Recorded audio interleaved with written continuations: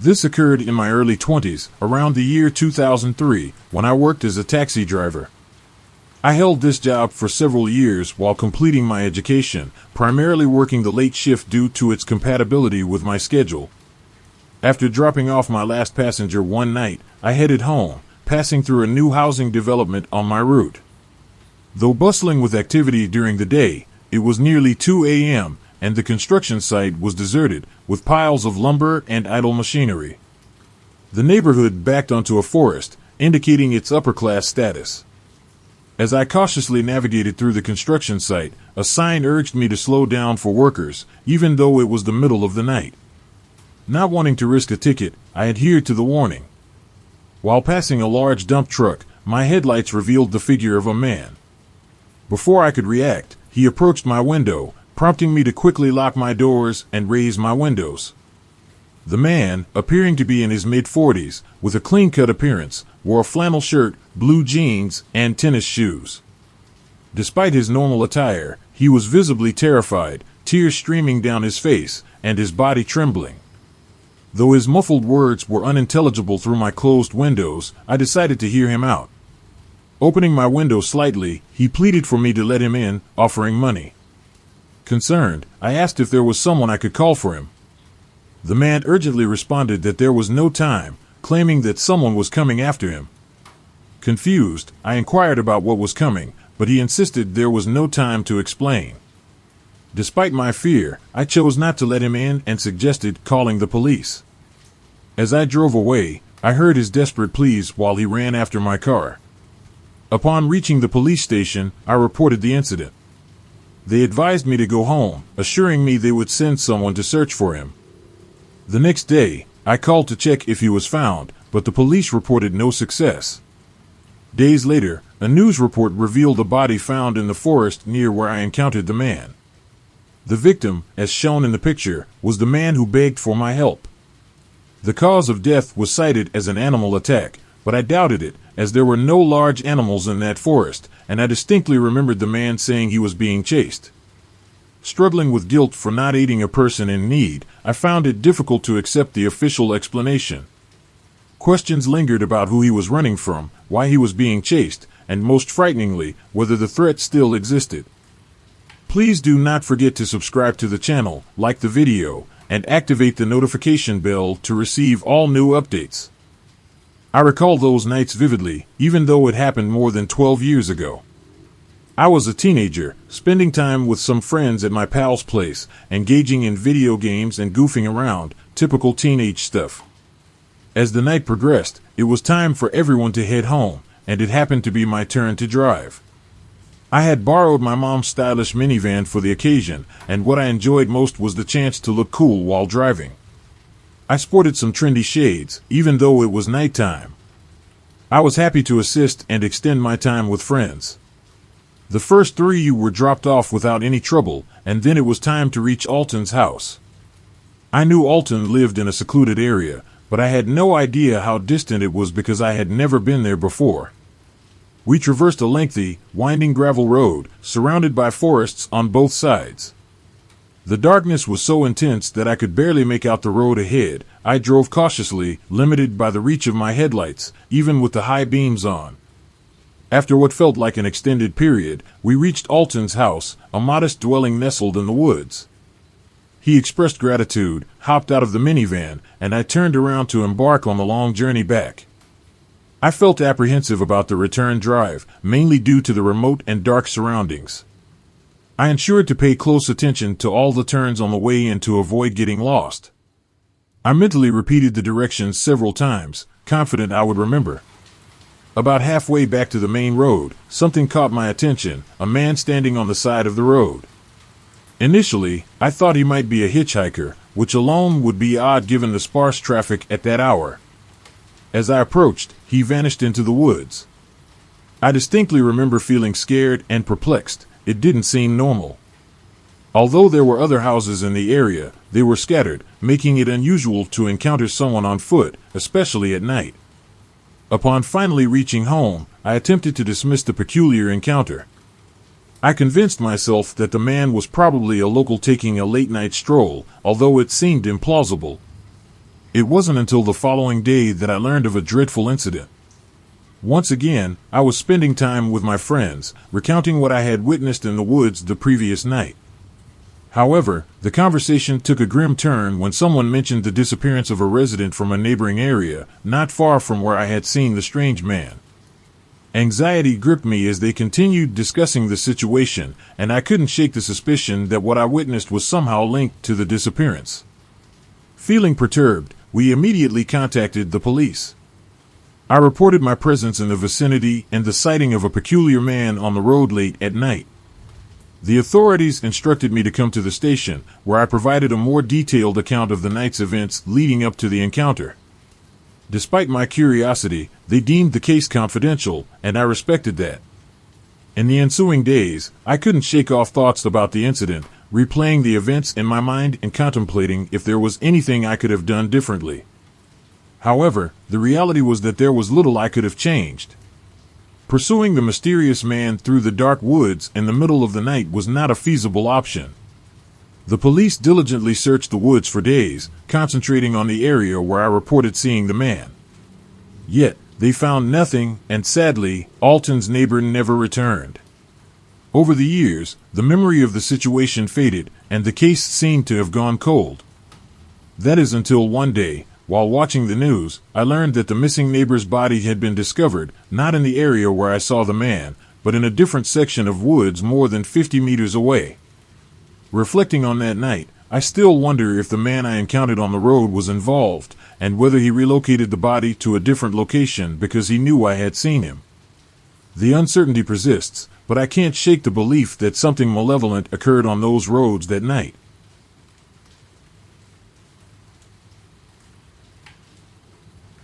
Some years back, my husband and I reserved a weekend getaway at a charming bed and breakfast in a quaint town not far from our residence.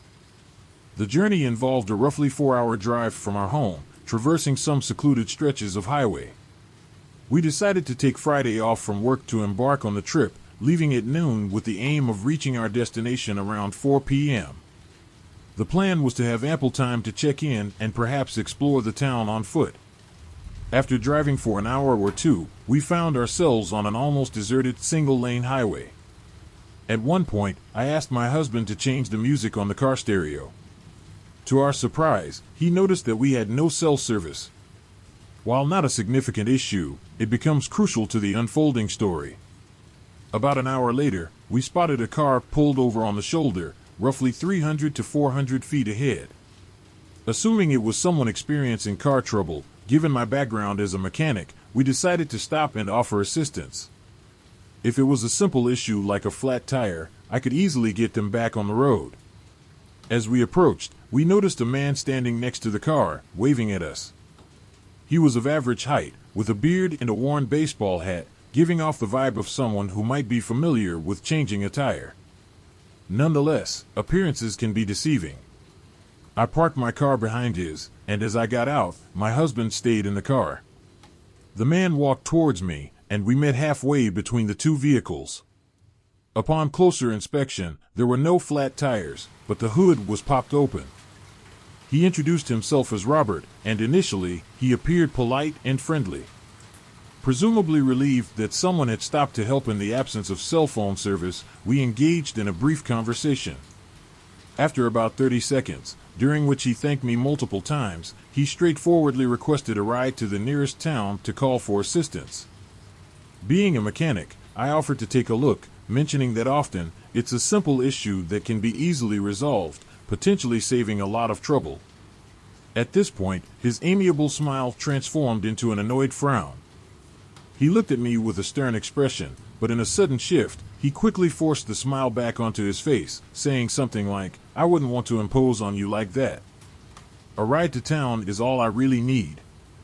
Unsettled by this, it seemed like he merely sought an excuse to enter my car. If my car had genuinely broken down, I would have welcomed a roadside mechanic offering assistance. We stood there, exchanging glances for a few moments, and his forced smile began to fade. I told him I was willing to check his car, but that was the extent of my help. Upon hearing this, the remnants of his smile vanished, and he became visibly upset. While I can't recall his exact words, he launched into a guilt-tripping tirade about how people no longer assist each other. Despite his outburst, I remained unaffected by his words and calmly returned to my car, where my wife awaited. When I got in, she inquired about the situation, and I recounted the encounter. Though the incident left me a bit shaken, we refused to let it spoil our trip. However, the story doesn't conclude there. About half an hour later, while refueling at a gas station, I noticed a car passing on the highway.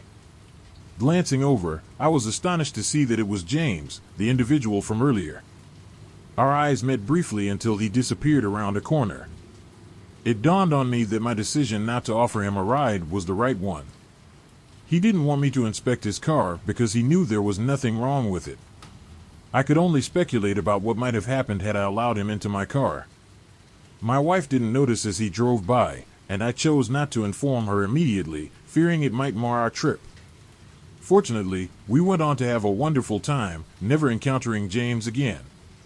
Nevertheless, I worry that he might attempt the same ploy on someone else who may not be as fortunate. Please do not forget to subscribe to the channel, like the video, and activate the notification bell to receive all new updates. When this incident occurred, I was 16 years old. My good friend, Maya, and I were driving back home from a visit with my relatives in western Wisconsin. At that time, I resided in Charleston, South Carolina. It was around 11 p.m., and we found ourselves alone on the road. Wanting to avoid toll roads, a route unfamiliar to me, we decided to give it a shot. Engaged in a deep conversation, Maya and I failed to notice that we were approaching a deserted town. As I finally became aware of our surroundings, an unsettling feeling gnawed at the pit of my stomach. Maya picked up on my unease and asked if everything was okay. "Yeah, I'm fine, but this town gives me the creeps," I replied truthfully. The old houses had boarded up windows, closed shops, and abandoned vehicles, creating an eerie scene reminiscent of a horror film. Silence lingered between us, and the atmosphere underwent a drastic and sinister change. After a few minutes of quiet, the car began to shake, and it dawned on me that we were running low on gas. I had forgotten to refuel in a different town miles back. Pulling over in front of yet another abandoned house, Maya nervously remarked, "What a great place to break down." I agreed with her sarcastic comment and reached for my phone to call roadside assistance, a service programmed by my parents. However, a realization struck: we had no cell reception. Stepping out of the car with Shayla following, my focus shifted to getting reception. That's when things took a bizarre and frightening turn. Engrossed in my task, I suddenly noticed Shayla staring straight ahead, terror etched on her face. She whispered my name, tugging on my shirt, and pointed ahead. "There's a man standing about 10 feet away from us," Shayla whispered urgently. Following her gaze, I saw a man, approximately 6 feet 2 inches, standing in front of my car's headlights. The strangeness of someone being there in what seemed like a lifeless town left me breathless. My heart sank, and Shayla finally mustered the courage to ask, "Do you need something?" At that moment, he immediately tilted his head and flashed a wide smile, intensifying our fear. I was so petrified that I couldn't budge. He continued to gaze at us with that unsettling smile. "My dad's a cop, you weirdo," Shayna shouted, a regrettable move as his expression shifted to anger, and he rapidly advanced toward us. Reacting on pure adrenaline, we sprinted into the car, hastily locking the doors. Glancing up, we found the man had vanished. Perplexed, we sat there for a minute until a noise beneath the car caught our attention. My breathing was heavy, distracting me from the sound. He was under my car. Shayna screamed, tears streaming down her face, while I struggled to maintain composure, desperately hoping for my phone to catch a signal. Finally, with 2 bars, I called the police, explaining the situation. They assured us they'd arrive in 20 minutes, an agonizing wait considering our isolated location. When the call ended, the ominous sound ceased. Still on edge, I hugged Shayna, and we both cried. Shayna's face turned emotionless as she glanced behind me towards the back window. Though my instincts warned me not to look, I couldn't resist. The man and four others, 2 men and 2 women, stood behind our car, all wearing eerie smiles. A wave of relief washed over us as police sirens approached. Looking ahead, we saw a police car pulling up, and I had never been more relieved to see a law enforcement officer. By the time the officer reached my car, the mysterious people had vanished. I was so shaken that I struggled to explain the situation to the police. Shayna had to do it for me.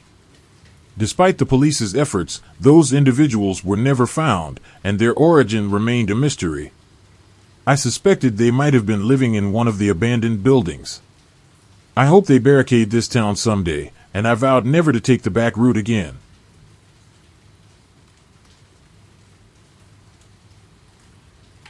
I recently switched careers, but in my previous job, I used to be a long-distance driver.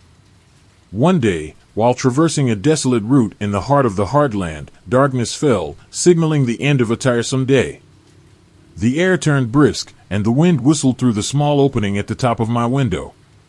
The road was isolated, and it had been quite some time since I spotted another vehicle. Eventually, a car appeared in my rearview mirror. Initially, I paid little attention, but it persisted behind me. Typically, vehicles are quick to overtake me since I strictly adhered to the speed limit, but this car lingered. After about 20 minutes, the car still trailed me. Spotting a sign for a rest area, I thought it was an opportune moment to take a break, perhaps even call it a night. Curious if the car would follow, I pulled into the rest stop. Strangely, the car parked next to me, despite separate areas designated for trucks and cars. The car, a relatively new Toyota from around 2005, had a color that was difficult to discern in the darkness, some shade of gray or silver. Notably, there was a sizable dent in the right fender. Approaching cautiously, I waved at the driver, who, to my surprise, didn't respond. He sat motionless, gazing straight ahead. Suddenly, the car's engine revved, and it began rolling toward me. Reacting quickly, I jumped out of harm's way just in time. Glancing back, I saw the brake lights illuminate as the car reversed rapidly. I sought refuge behind my truck, and from my concealed vantage point, I heard the screech of brakes followed by the sound of the car speeding away. Confused and frightened, I stood alone in the truck stop, pondering the inexplicable attempt on my life.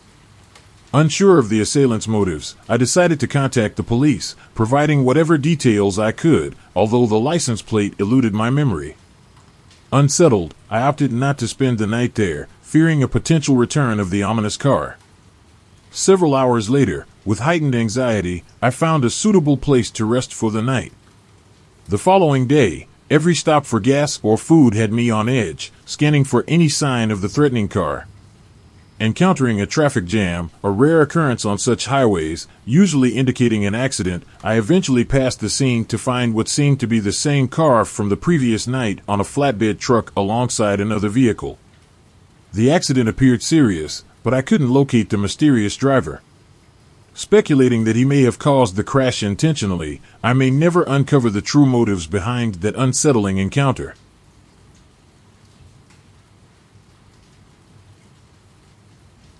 Hello, I'm Sarah, and I'm in my final year of postgraduate studies focusing on pharmacology.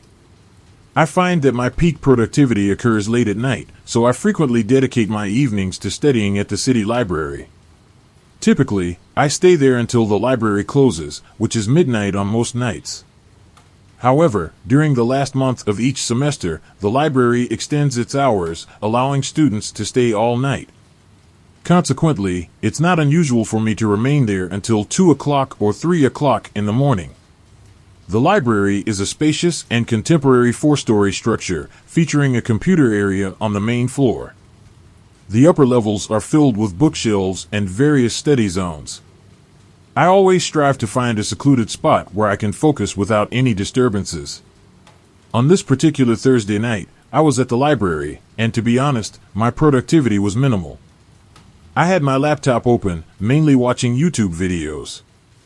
Eventually, realizing it was well past midnight and public transportation had ceased, I decided to call it a night. Given the distance to my place and the late hour, walking home alone wasn't a safe option. Thus, I opted for an Uber, a choice I often made when staying late at the library. After gathering my belongings, I exited through the library's expansive glass doors. While waiting for my ride, I monitored its status on my phone. Soon, a crimson sedan pulled up, and I greeted the driver. He was a man in his mid-30s, sporting an unkempt beard, thick glasses, and a winter hat, despite the April weather. His style had a hint of hipster. As we commenced the journey, I occupied myself with a game on my phone. The driver attempted to engage in conversation a few times, but I rebuffed his attempts, focusing on my game instead. Although he seemed eager to chat, I was not in the mood. Eventually, he got the hint, and we continued the ride in silence. At that point, I didn't get any unsettling vibes. We reached my place without any incidents, and he dropped me off in front. My apartment, situated on the first floor of an old house, was divided by floors, each with separate entrances for the neighbors above and below. I thanked the driver briefly, exited the car, and closed the door behind me. Glancing back, I noticed he was still in his vehicle, directly under a streetlight, looking up at me.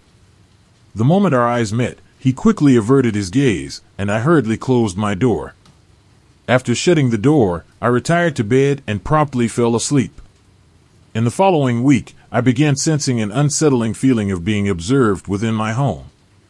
As previously mentioned, my residence was on the ground floor of a house, with my bedroom situated at the back overlooking an infrequently traversed alley. However, I started noticing a shadowy figure frequently passing by my window. Initially, it didn't raise any alarms, but one night, I thought I caught the figure attempting to peer into my window. Despite keeping the curtains closed, I could discern a bit through them. Approaching the window, the figure vanished, leaving me with an eerie feeling. I suspected I was being stalked, but lacking concrete evidence, I hesitated to share my concerns with anyone, fearing they might dismiss it as mere paranoia. Shortly thereafter, during another late-night study session at the library around 11:30, I decided to conclude my activities. Summoning an Uber, I stood in the front of the building as usual.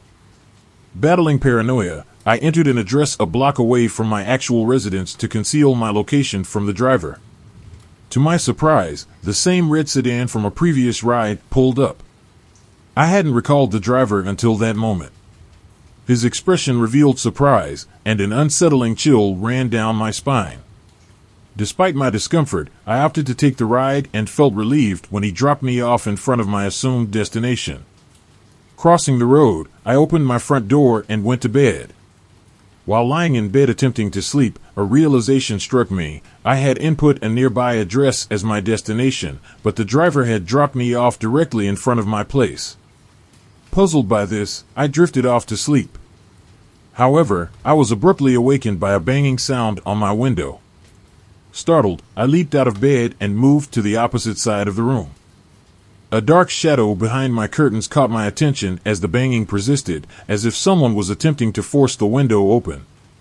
Spotting my phone on the bed, I dialed 911 and ran out of the living room, securing the bedroom door behind me with the couch. Police arrived promptly and caught the intruder in the act. One of the officers met me on the porch to reassure me. To my astonishment, the arrested individual turned out to be the unsettling Uber driver from before. Grateful for the swift response of the police, I spent the night at a friend's place and relocated from that residence in the following days. Now, I share my living space with a roommate.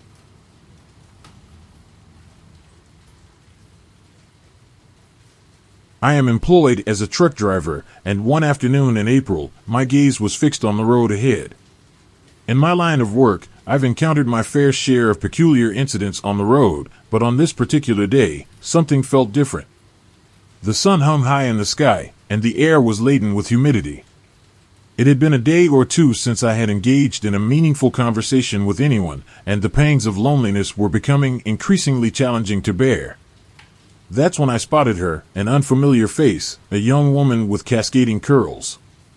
Her thumb reached out in a desperate attempt to hitch a ride. Clad in blue jeans and a crimson hooded sweatshirt, she carried a small backpack slung over her right shoulder. I decelerated and pulled over to the side of the road, rolling down my window. "Need a lift?" I inquired. She nodded and ascended into the cab of my truck, her eyes darting nervously in all directions. She seemed uneasy, perhaps unfamiliar with hitchhiking. Although I don't come across as intimidating, being a stranger warranted her caution. She appeared agitated, frequently glancing out the window, as if anticipating someone to emerge unexpectedly. As we continued our journey, I noticed a car trailing behind us. It was a police car, yet its lights remained off, leading me to believe everything was fine. Suddenly, a siren blared, and lights began to flash. I was being pulled over. I promptly halted, fearing I might be in trouble for picking up a hitchhiker, an act considered illegal where I reside. The truck came to a stop, and I awaited the approaching officer. To my surprise, the officer instructed the woman to exit the vehicle. As she stepped out, I observed her trembling hands and flushed face. In confusion, I watched as the officer handcuffed her and escorted her to the police car. It wasn't until he radioed in about a robbery at a nearby rest stop that the pieces fell into place. She had committed a robbery and was utilizing my truck as her getaway vehicle. The officer secured the woman in the back of the police car and then approached me for a conversation. He advised against picking up hitchhikers but issued only a warning, no ticket. Although the experience left me a bit shaken, it wasn't overly distressing. The truly chilling realization occurred when I heard the news story later on. It turned out that the woman had shot a man during the robbery, carrying the gun in her backpack while in my truck. Until then, it had been a tale to share at gatherings, but afterward, I was genuinely unnerved.